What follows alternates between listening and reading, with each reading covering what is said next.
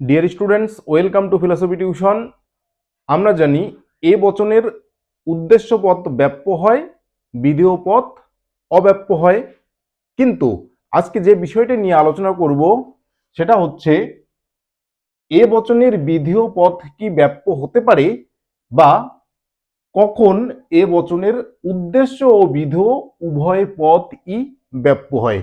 তো এই বিষয়টি যদি জানা না থাকে অবশ্যই প্রথম থেকে শেষ পর্যন্ত ক্লাসটিকে দেখবে। Welcome to philosophy tuition. ক্লাসটি ভালো লাগলে লাইক করবে, কোনো কিছু জানার বা জিজ্ঞাসা করার থাকলে কমেন্ট করবে, এবং চ্যানেলে নতুন হলে চ্যানেলটিকে সাবস্ক্রাইব করে নেবে। দেখো, আমরা কি জানি এ বচনের উদ্দেশ্য পদ ব্যাপ্য হয়, তাই তো? উদ্দেশ্য পদ ব্যাপ্য হয় আর বিধেয় পদ অব্যাপ্য হয়, অর্থাৎ ব্যাপ্য হয় না। কিন্তু এমন কতগুলো ক্ষেত্র রয়েছে যেখানে এ বচনের উদ্দেশ্য বিধেয় উভয় পদই কিন্তু ব্যাপ্য হয়। এক্ষেত্রে এই যে উভয় পদই যে ব্যাপ্য হচ্ছে, এটা হচ্ছে এ বচনের ব্যতিক্রমী কিছু উদাহরণ বা ব্যতিক্রমী কিছু দৃষ্টান্ত। এটা কিন্তু মনে রাখবে, এটা হচ্ছে ব্যতিক্রমী দৃষ্টান্ত। ক্লিয়ার? তাহলে কোন কোন ক্ষেত্রে এ বচনের বিধেয় পদ ব্যাপ্য হয় বা এ বচনের উভয় পদই ব্যাপ্য হয়? তাহলে দেখো, আমরা বলতে পারি বিশিষ্ট ব্যাপ্য হয়। কি বললাম? বিশিষ্ট নামবাচক পদের ক্ষেত্রে এ বচনের বিধেয় পদ ব্যাপ্য হয়। অর্থাৎ যখন উদ্দেশ্য পদ এবং বিধেয় পদ দুটোই বিশিষ্ট নামবাচক পদ হবে, সেক্ষেত্রে কিন্তু এ বচনের উভয় পদই ব্যাপ্য হবে। যেমন তাহলে দেখো, এভারেস্ট হয় পৃথিবীর সর্বোচ্চ শৃঙ্গ। তাহলে উদ্দেশ্য পদ এভারেস্ট এবং বিধেয় পদ পৃথিবীর সর্বোচ্চ শৃঙ্গ দুটোই কিন্তু নামবাচক পদ। ক্লিয়ার? তাহলে এভারেস্ট বলতে যা বোঝায়, পৃথিবীর সর্বোচ্চ শৃঙ্গ বলতেও কিন্তু সেই একই বিষয়কে বোঝায়। এর জন্য কি বলা হলো, যে দুটো নামবাচক পদ এ বচনের ক্ষেত্রে যখন দুটো নামবাচক পদ একই অর্থকে প্রকাশ করে, তখন সেক্ষেত্রে কিন্তু এ বচনের উদ্দেশ্য পদ ও ব্যাপ্য হয় আর বিধেয় পদও ব্যাপ্য হয়। ক্লিয়ার? তাহলে এভারেস্ট হয় পৃথিবীর সর্বোচ্চ শৃঙ্গ, এই দুটো পদ হচ্ছে নামবাচক পদ, কাজেই এক্ষেত্রে দুটো পদই কিন্তু ব্যাপ্য হলো। আর একটা উদাহরণ দেই।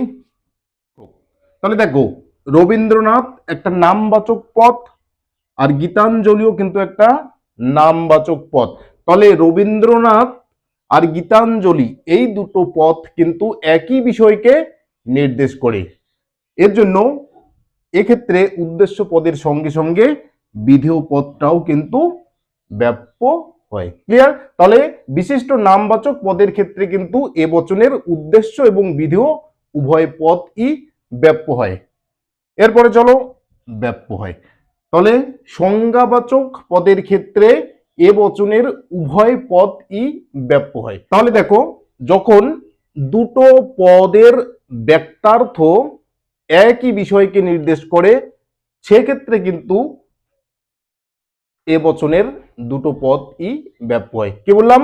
যখন দুটো পদের ব্যক্তার্থ একই বিষয়কে নির্দেশ করে, সেক্ষেত্রে দুটো পদই ব্যাপ্য হয়। যেমন কি, সকল মানুষ হয় বুদ্ধিবৃত্তি সম্পন্ন জীব। তাহলে দেখো, মানুষ বলতে যা বোঝায়, বুদ্ধিবৃত্তি সম্পন্ন জীব বলতেও কিন্তু তাই বোঝায়। অর্থাৎ মানুষ এবং বুদ্ধিবৃত্তি সম্পন্ন জীব এই দুটো পদ কিন্তু একই অর্থকে নির্দেশ করে। কাজেই মানুষ মানেই আমরা জানি বুদ্ধিবৃত্তি সম্পন্ন জীব, আর বুদ্ধিবৃত্তি সম্পন্ন জীব বলতেই মানুষকে বোঝায়। তাহলে দেখো, এক্ষেত্রে এ বচনের উদ্দেশ্য পদ মানুষ ব্যাপ্য হয়ে গেল, আর বুদ্ধিবৃত্তি সম্পন্ন জীব এই পদটাও কিন্তু ব্যাপ্য হয়ে গেল। কাজেই যখন দুটো পদ একই অর্থ নির্দেশ করে, দুটো পদের সংজ্ঞা যখন একই অর্থকে নির্দেশ করে, তখন সেক্ষেত্রে এ বচনের উদ্দেশ্য এবং বিধেয় উভয় পদই কিন্তু ব্যাপ্য হয়। আরো একটা উদাহরণ দিতে পারি। তাহলে দেখো উদ্দেশ্য পদ কি, উদ্দেশ্য পদ হচ্ছে ত্রিভুজ, আর বিধেয় পদ কি, বিধেয় পদ হলো তিন বাহু বিশিষ্ট সমতল ক্ষেত্র। তাহলে ত্রিভুজ বলতে কিন্তু এই তিন বাহু বিশিষ্ট সমতল ক্ষেত্রকেই বোঝায়, আবার তিন বাহু বিশিষ্ট সমতল ক্ষেত্র মানেই ত্রিভুজকে বোঝানো হয়। কাজেই এক্ষেত্রেও কিন্তু দেখো তাহলে ত্রিভুজ এই উদ্দেশ্য পদটাও ব্যাপ্য, আর তিন বাহু বিশিষ্ট সমতল ক্ষেত্র এই পদটাও ব্যাপ্য। তাহলে সংজ্ঞাবাচক পদের ক্ষেত্রে কিন্তু এ বচনের উদ্দেশ্য পদ এবং বিধেয় পদ উভয়ই ব্যাপ্য হয়। আরো আমরা বলতে পারি তাহলে পুনরুক্তি বা সমার্থক পদের ক্ষেত্রে এ বচনের উভয় পদই ব্যাপ্য হয়। অর্থাৎ যখন একটা পদ অর্থাৎ বিধেয় পদটা যখন উদ্দেশ্য পদের পুনরাবৃত্তি হয় সেক্ষেত্রে কিন্তু এ বচনের উভয় পদই ব্যাপ্য হয়। যেমন উদাহরণ দেই, দেখো সকল জীব হয় প্রাণী, তাহলে এখানে বিধেয় পদ কি প্রাণী, তাহলে এই প্রাণীটা দেখো উদ্দেশ্য পদের কিন্তু পুনরাবৃত্তি বা উদ্দেশ্য পদের সমার্থক, অর্থাৎ জীব এবং প্রাণী এই দুটো পদ হচ্ছে সমার্থক। তাহলে এক্ষেত্রেও কিন্তু এ বচনের দুটো পদই ব্যাপ্য হবে। বোঝা গেল? তাহলে পুনরুক্তিমূলক বচনের ক্ষেত্রেও এ বচনের উদ্দেশ্য পদ এবং বিধেয় পদ ব্যাপ্য হয়, বা সমার্থক পদের ক্ষেত্রে এ বচনের উদ্দেশ্য পদ এবং বিধেয় পদ উভয়ই ব্যাপ্য হয়। ক্লিয়ার? আর একটা উদাহরণ দেই, সকল পিতা হয় বাবা, তাহলে পিতা এবং বাবা এই দুটো পদ কিন্তু সমার্থক। বোঝা গেল? তাহলে পিতা এবং বাবা এই দুটো পদ হচ্ছে সমার্থক, অর্থাৎ একই অর্থ বহন করে।